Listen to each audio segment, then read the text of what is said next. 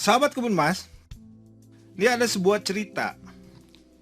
Cerita ini diriwayatkan dalam sebuah hadis.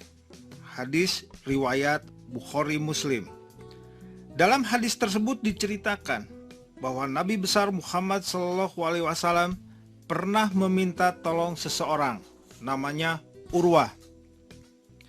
Nabi meminta tolong Urwah untuk dibelikan seekor kambing.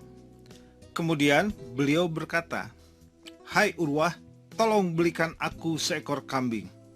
Nabi kemudian memberi Urwah uang 1 dinar koin emas. Jadi saat Islam mulai berkembang dulu, Islam sudah mengenal mata uang yang terbuat dari emas dan perak. Orang menyebutnya yang emas itu dinar, yang perak itu dirham. Tapi sesungguhnya istilah dinar dan dirham itu sebetulnya hanyalah sebuah sebutan untuk ukuran berat. Oke, nggak apa-apa. Kita anggap sekarang yang emas itu dinar, yang perak itu dirham, biar gampang pemahamannya. Nabi memberi Urwah uang 1 dinar koin emas. "Hai Urwah, tolong belikan aku seekor kambing." Berbekal uang 1 dinar koin emas tersebut, Urwah kemudian pergi mencari seekor kambing. Dan ternyata Urwah berhasil membeli 2 ekor kambing dengan uang 1 dinar koin emas. Jadi 1 dinar dapat 2 kambing. Di perjalanan pulang, karena Urwah tahu Nabi hanya perlu 1 ekor, yang 1 ekor lainnya oleh Urwah dijual. Laku 1 dinar juga. Ya. Jadi dari hadis ini pun sebetulnya kita bisa ambil kesimpulan, kalau berdagang untung 100% boleh. Si Urwah kan untung 100%.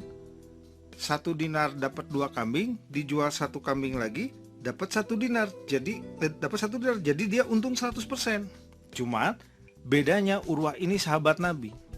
Sesampainya di Nabi, diserahkanlah itu kambing pesanannya Nabi sambil uang 1 dinar itu dikembalikan. Gitu. Nah itu bedanya, kalau kita kan masuk kantong ya. Nah saking salutnya Nabi sama Urwah ini, Nabi sampai berdoa khusus untuk Urwah. Dan beliau kemudian berkata, "Hei Urwah, jangankan kambing, debu pun kamu jual, kamu pasti untung," katanya. Nah dari hadis ini kita bisa ambil kesimpulan bahwa pada zaman itu kurang lebih 1400 tahun Hijriah yang lalu, harga 1 ekor kambing itu setara dengan 1 dinar koin emas. Dari mana kesimpulan itu diambil? Pertama, kita tahu ya, Nabi adalah orang yang sangat bijaksana. Ketika beliau meminta seseorang untuk dibelikan seekor kambing, lalu kemudian beliau memberi orang itu 1 dinar koin emas, maka uang tersebut akan cukup untuk membeli seekor kambing, tidak kurang dan tidak berlebih. Itulah sifat Nabi. Ya. Adapun Urwah bisa membeli 2 ekor kambing dengan 1 dinar koin emas, itu karena kepandaiannya dalam hal menawar. Ia kan seorang pedagang. Mungkin dia bilang begini, "Ini kambing buat Nabi nih, kasih aku bonus dong, nanti aku doain," mungkin gitu kan. Buktinya di perjalanan dia jual 1 ekor lagi, laku 1 dinar. Jadi kesimpulannya, pada zaman itu 1400 tahun Hijriah yang lalu, harga 1 ekor kambing setara dengan 1 koin dinar emas. Sahabat Kebun Emas kalian, dinar emas sebagai mata uang umat Islam, sampai dengan saat ini masih diproduksi. Berdasarkan penelitian dan bukti-bukti sejarah, ya, bahwa yang disebut 1 koin dinar emas itu setara dengan emas 22 karat dengan berat 4,25 gram.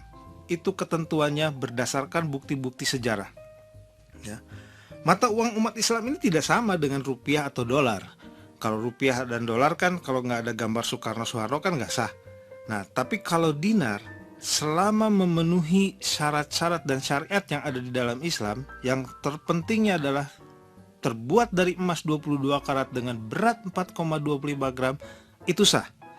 Makanya jangan heran ya, negara-negara dengan mayoritas penduduk beragama Islam seperti Indonesia mencetak sendiri dinar emasnya.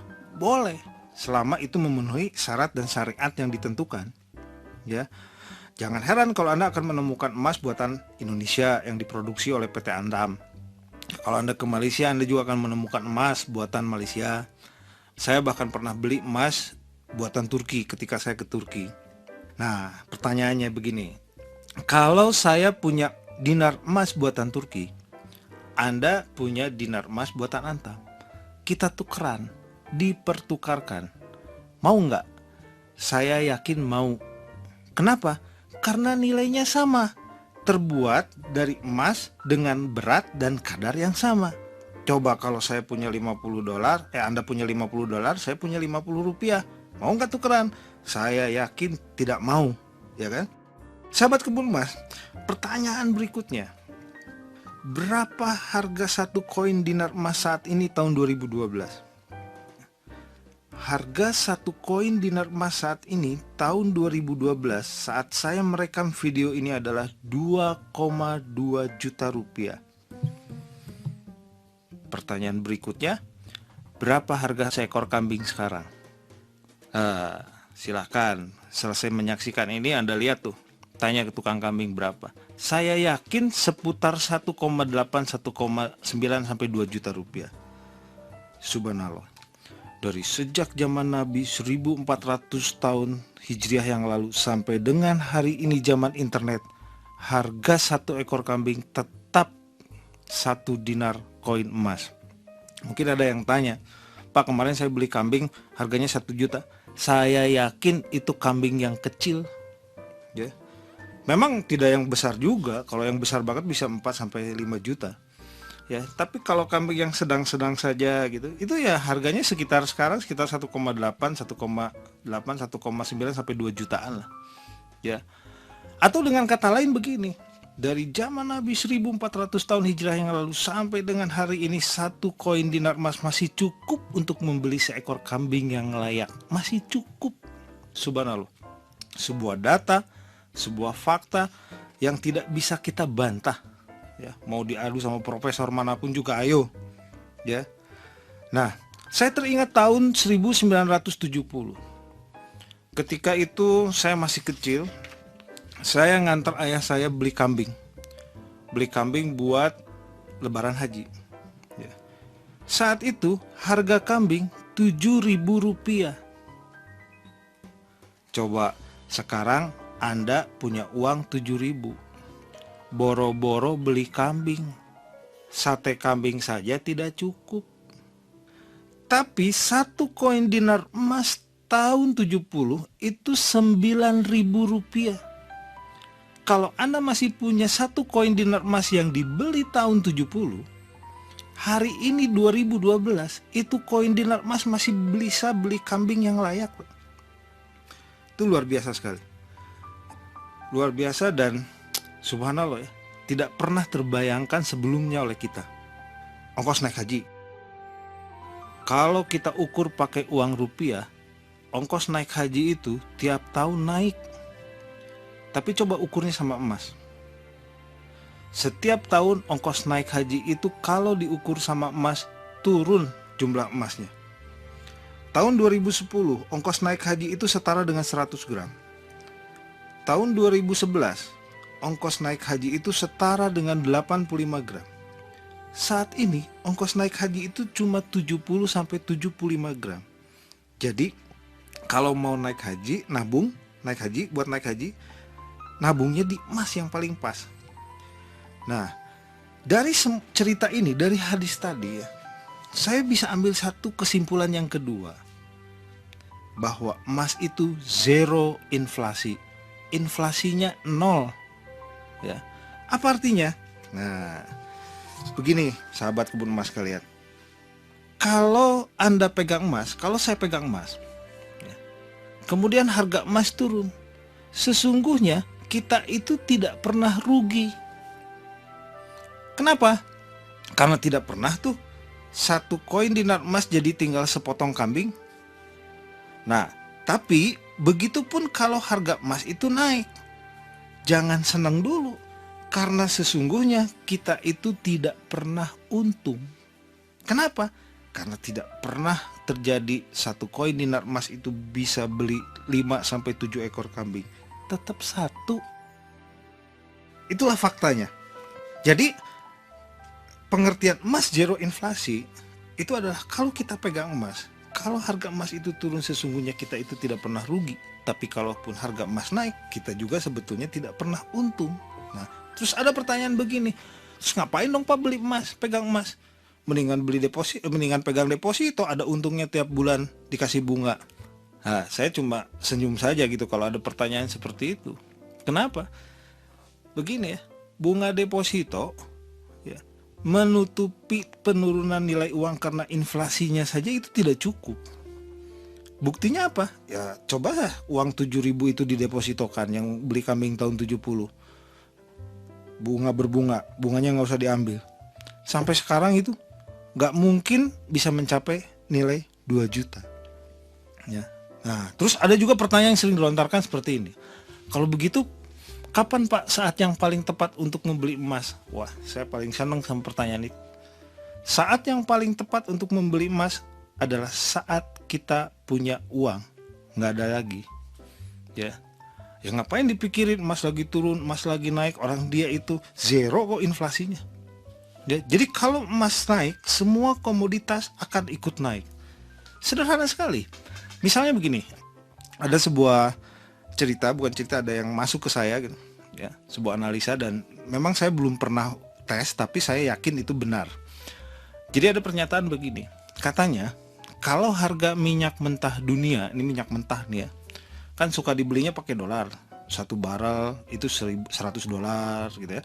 Katanya begini, kalau minyak mentah dunia itu dibelinya bukan pakai dolar, tapi pakai emas, itu jumlah gramnya tidak pernah berubah dari sejak tahun 70. Ya. Nah, jadi simpel jawaban saya. Saat yang paling tepat untuk membeli emas adalah saat kita punya uang. Itu artinya gradual buying. Punya uang beli emas, punya uang beli emas. Jadi tabungan kita itu dipindah ke emas. Memang emas tidak mendatangkan keuntungan seperti deposito ada bunga tiap bulan, tapi daya beli Anda tetap sama. Dan itu saya lebih suka daripada sebuah keuntungan dari bunga. Daya beli saya tetap sama. Contoh begini, tahun 80 saya ingat tuh waktu saya masih SMP, ya. Harga satu sepeda motor Honda Super Cup waktu itu, saya ingat tuh SMP beli Honda Super Cup, itu harganya 1 juta. Super Cup, Honda Super Cup, baru dari showroom. Sekarang 2012, sepeda motor baru, ya, 1 juta hanya bisa dapat sepeda doang tanpa motor. Tapi kalau uang Anda yang dipakai beli motor 1 juta tahun 80, Anda jadikan emas, hari ini emas itu masih bisa membeli sepeda motor. Itu yang dimaksud dengan daya beli tetap sama. Jadi nanti kita bahas di sesi yang berikutnya bagaimana emas ini menjadi hedging atau menjaga daya beli kita. Ya, ada pertanyaan lain, Pak, harga emas di berapa yang paling bagus dibeli? Ini juga simpel saya jawabnya. Harga emas yang paling bagus untuk dibeli adalah harga pada saat kita punya uang. Ngapain dipikirin gitu, ya kan? Kalau nggak punya uang, harga turun juga nggak bisa beli kita. Ya, jadi itulah yang dimaksud dengan emas itu zero inflasi. Ada yang menyatakan begini, Pak, kalau saya melihat data harga emas, kan emas itu naik terus gitu ya, dari tahun ke tahun itu tidak pernah turun. Ya, betul. Ya, itu bukankah itu keuntungan? Bukan. Ya. Kenapa? Karena itu kita melihat dari kacamata uang. Jadi emas itu kelihatan naik harganya. Padahal kalau kita lihat dari kacamata emas, ya, bukan emas yang harganya naik, tapi nilai uang yang turun sebetulnya. Kalau kita mau jujur yang sebenar-benarnya, gitu ya, itu bukan harga emas naik, tapi nilai uang yang turun. Ya, karena emas itu sendiri sebetulnya zero inflasinya, 0. Nggak pernah naik, nggak pernah turun. Buktinya apa? Balik lagi ke cerita kambing tadi. Selama 1400 tahun Hijriah lamanya, satu ekor kambing tetap setara dengan 1 dinar koin emas.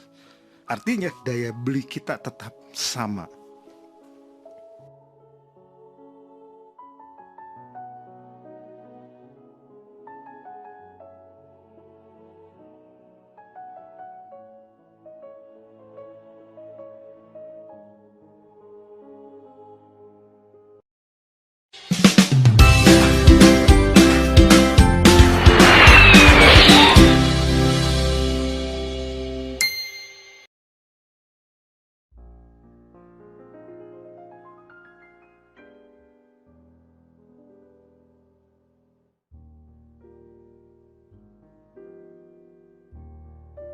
Sahabat kebun emas kalian, ada 3 jenis emas yang beredar di pasaran.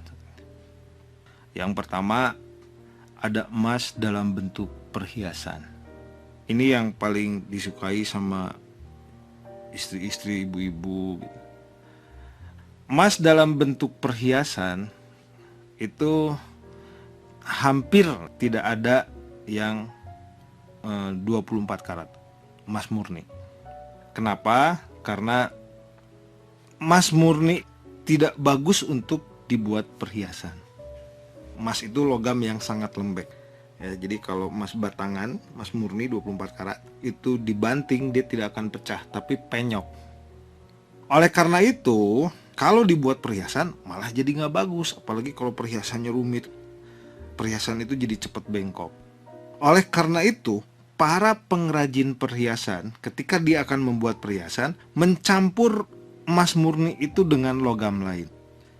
Nah, karena ada campuran logam lain, maka tingkat kemurnian dari emas itu jadi berkurang. Itulah yang secara sederhana disebut dengan terminologi karat. Jadi kalau Anda menemukan emas 22 karat, itu artinya 22 bagian emas, 2 bagian bukan emas. Kalau Anda menemukan emas 18 karat, itu artinya 18 bagian emas, 6 bagian bukan emas. Nah, kalau emas murni kan 24 karat. Ya, jadi kalau mau cari persentasenya, yang 22 karat itu berapa persen sih? 22 per 24 kali 100. Memang ada perhiasan yang 24 karat. Ada, tapi jarang. Dan biasanya bentuknya nggak bagus. Maksudnya ya cuma gelang tok gitu, nggak ada ornamen-ornamen lain. Atau Bapak Ibu membeli perhiasan, misalnya beli gelang 5 juta. Uang 5 juta itu bukan cuma untuk gelangnya, tapi juga untuk ongkos bikin dan desainnya. Dan ketika Bapak Ibu menjual gelang tersebut, yang dihargai cuma emasnya. Itu kelemahannya. Jadi berinvestasi dalam bentuk emas perhiasan membutuhkan waktu yang lebih lama.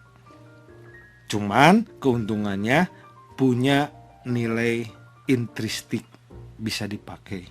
Ada yang tanya, Pak saya banyak perhiasan gimana? Menurut saya lepas, tukar ke batangan. Perhiasannya cukup yang sering dipakai saja. Jadi itu jenis emas yang pertama. Jenis emas yang kedua ada emas dalam bentuk koin. Nah, kalau emas dalam bentuk koin ini ada 2 macam. Ada yang dalam bentuk koin emas murni 24 karat, ada juga bentuk koin yang dalam emas 22 karat. Banyak jenisnya di toko-toko emas, banyak emas dalam jenis koin ini, macam-macam. Yang sering kita kenal mungkin emas koin dinar. Koin dinar itu 22 karat karena ketentuannya memang harus 22 karat. Juga yang 24 itu koin sio, misalnya koin 7 keajaiban dunia, macam-macam. Dan koin itu punya nilai histori biasanya. Kayak misalkan saya punya koin memperingati 100 tahun meninggalnya Bung Karno. Nah, itu punya nilai sejarah, nilai histori yang mana suatu saat bisa saja nilai koin itu melebihi nilai emasnya. Karena dia ya collectible item masuknya. Yang ketiga, ada emas dalam bentuk batangan. Nah, ini yang kita kenal kalau di Indonesia namanya LM, logam mulia. LM Antam kalau di toko-toko emas. Nah, kalau emas batangan ini 24 karat. 99,99% kadar emasnya. Tidak ada yang 100% ya. karena untuk logam itu tidak mungkin 100%. Paling tinggi 99,99%. Nah, emas batangan ini juga ada dua macam. Kalau sahabat kebun emas kalian yang tinggal di kota-kota besar seperti Bandung, Jakarta, Surabaya, Jogja mungkin hanya mengenal emas batangan yang diproduksi oleh Antam. Jadi emas batangan ini ada dua, ada yang diproduksi oleh pabrik seperti LM Antam. Ada juga emas batangan yang dikeluarkan oleh toko emas. Orang menyebutnya emas lokal atau cukim.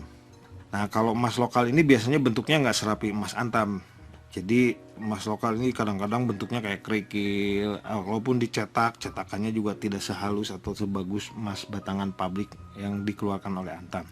Banyak pertanyaan ke saya begini, Pak Ruli, kalau beli emas Antam di mana? Apa harus ke Antam? Sahabat kebun emas kalian, logam mulia Antam atau emas Antam, emas batangan Antam, itu kalau menurut saya lebih baik belinya di toko emas. Karena toko-toko emas menjual juga emas Antam. Karena begini, Antam itu bukan pedagang emas. Antam itu pencetak emas sebetulnya. Jadi Anda jangan heran kalau mau beli emas batangan ke Antam, kemudian Anda menemukan stoknya kosong.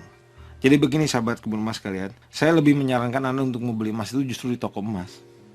Bahkan di beberapa kota besar seperti Bandung, Jakarta, Jogja, Surabaya, emas Antam yang dijual oleh toko emas itu biasanya harganya justru lebih murah di toko emas daripada di Antam. Kok beli di pabriknya lebih mahal daripada di toko emas? Begini sahabat kebun emas kalian, saya katakan tadi bahwa emas Antam itu bukan pedagang emas, tapi pencetak emas. Banyak kan toko emas yang punya tambang emas juga. Nah, mereka itu datang ke Antam bawa emas mentah. Kemudian dia bilang tolong cetakan, jadikan emas batangan Antam. Numpang cetak di Antam.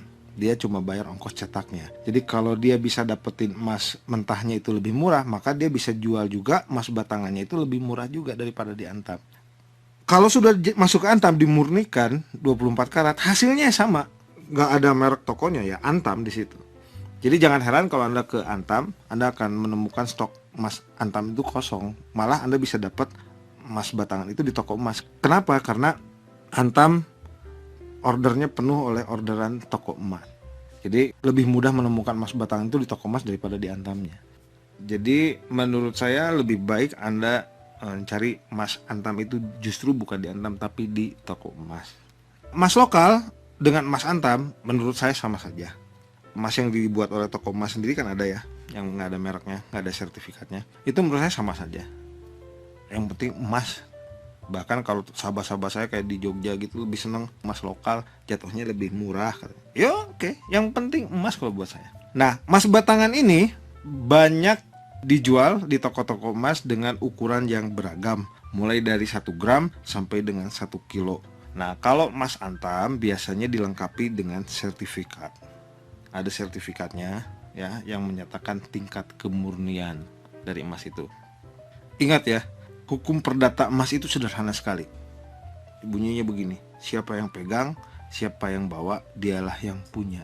Jadi tidak pernah ada gitu sertifikat kepemilikan emas atas nama Ruli Kustandar, tidak ada. Kalaupun ada sertifikat, sertifikat itu tidak menyatakan kepemilikan. Sertifikat itu menyatakan tingkat kemurnian. Jadi tidak ada sertifikat emas atas nama Ruli Kustandar, karena hukum perdata emas itu sederhana. Siapa yang pegang, siapa yang bawa, dialah yang punya. Karena hukum perdata emas itu sesederhana itu, oleh karena itu emas tidak masuk harta gono gini. Nah, buat ibu-ibu, tanya sama suami itu jangan minta mobil, jangan minta apa, mintanya emas. Karena emas itu nggak dibagi. Siapa yang pegang, siapa yang bawa, dialah yang punya. Itu hukum perdata emas di seluruh dunia. Oleh karena itu, kalau Anda mendapatkan sertifikat, Anda akan melihat di sertifikat tersebut bahwa itu sertifikat yang menyatakan tingkat kemurnian, bukan kepemilikan. Dan pengalaman saya, emas sebetulnya lebih dilihat bukan karena sertifikatnya, tapi karena kemurniannya. Ini pengalaman saya jual di London emas Antam, nggak dilihat tuh sertifikatnya, dia tes emasnya. Oh ini betul 24 karat 99,99%, dihargai sesuai dengan harga emas saat itu. Itu sifat dari emas seperti itu.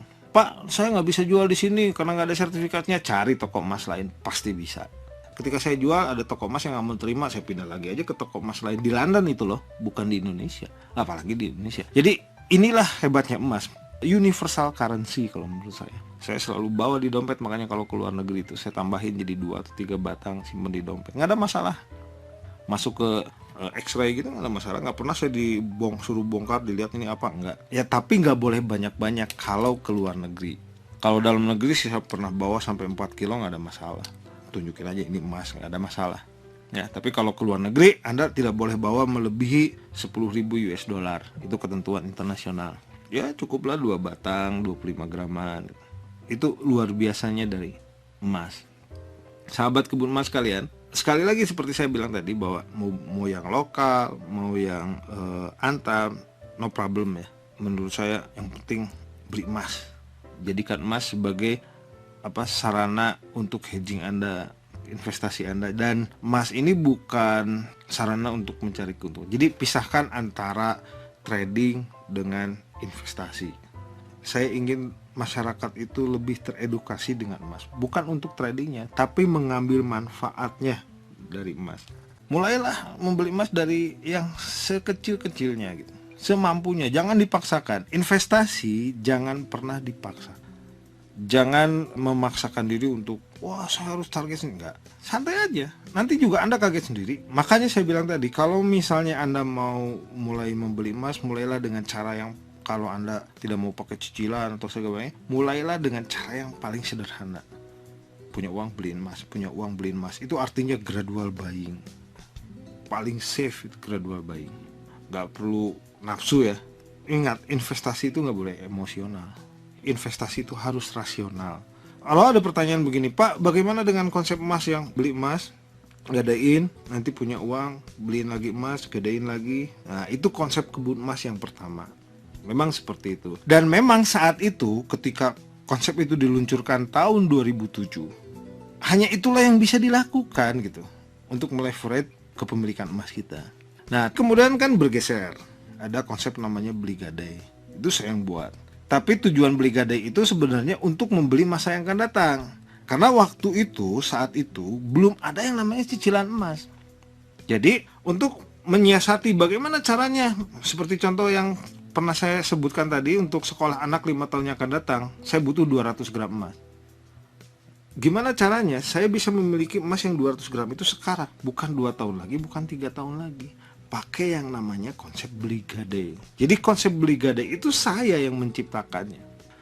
Dengan modal 10-20%, saya bisa dapatkan emas 200 gram itu sekarang, walaupun dalam posisi gadai.